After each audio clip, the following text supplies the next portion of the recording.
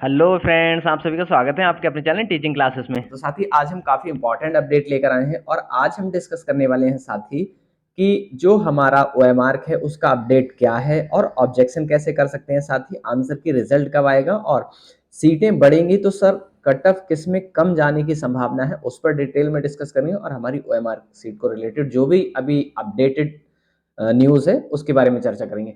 तो साथ ही इसी प्रकार की अपडेटेड और इन्फॉर्मेटिव वीडियो देखना आपको पसंद है तो प्लीज़ चैनल को जरूर सब्सक्राइब कर लीजिएगा। साथ ही हम इसी प्रकार के इन्फॉर्मेटिव वीडियो आपके साथ में शेयर करते रहते हैं। तो साथ ही बिना समय गवाए चलिए शुरू करते हैं आज का सेशन। तो साथ ही हमारा फर्स्ट क्वेश्चन है अपडेटेड ओएमआर। तो साथ ही अगर हम ओएमआर की बात कर लें तो जो ओएमआर है उसकी अपडेट क्या है हमारे पास में, तो साथ ही आपकी जो ओएमआर है वो मंगलवार तक जारी की जा सकती है बीपीएससी द्वारा।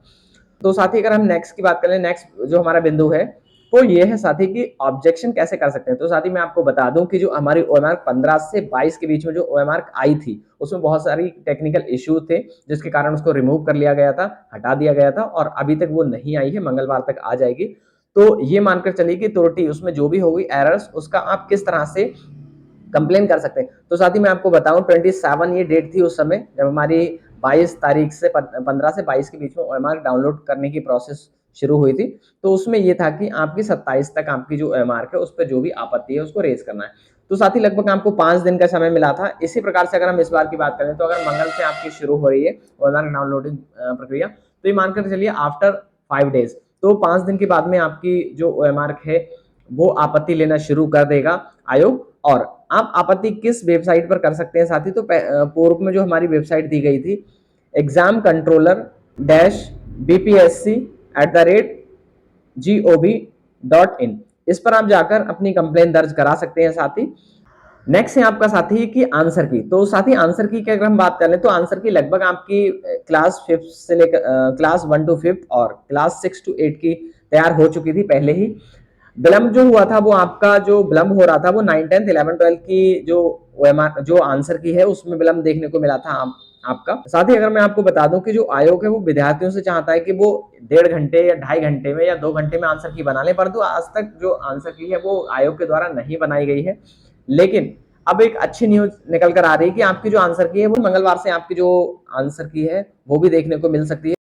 साथ ही नेक्स्ट की बात कर लें तो साथ ही मैं आपको बता दूं जो ताती जाति के लोग थे उन्होंने एससी में अप्लाई किया था लेकिन उनको सुप्रीम कोर्ट न्यू दिल्ली द्वारा उनको ईबीसी में पुनः विस्थापित कर दिया गया है। तो बीपीएससी ने उनको एक मौका दिया है कि वो 23 सितंबर तक ईबीसी का सर्टिफिकेट है नॉन क्रिमिलियर रहित, तो उसको आप क्या कर सकते हैं अपलोड कर सकते हैं। अगर 23 तक वो अपलोड नहीं करेंगे तो बीपीएससी स्वतंत्र होगा संज्ञान लेने के लिए। अब साथ ही मैं आपको बता दूं कि 23 तक तो आपका जो रिजल्ट की प्रक्रिया है वो किसी कीमत पर नहीं आएगी, पर बीच में क्या किया जा सकता है साथी कि अभी रिजल्ट जो आंसर की है आंसर की आएगी और 2 बार आंसर रेज किए जाते हैं, आपको ये पता होना चाहिए साथी। पहली बार एक मौका दिया जाएगा और 3 दिन मिलेंगे आपको आंसर रेज करने के लिए। अगर आपको कोई भी ऑप्शन में गलती नजर आ रही है तो आप उस पर ऑब्जेक्शन कर सकते हैं, 3 दिन मिलेंगे। दूसरी आंसर की एक बार फिर आएगी उसमें भी आपको 3 दिन का समय मिलेगा।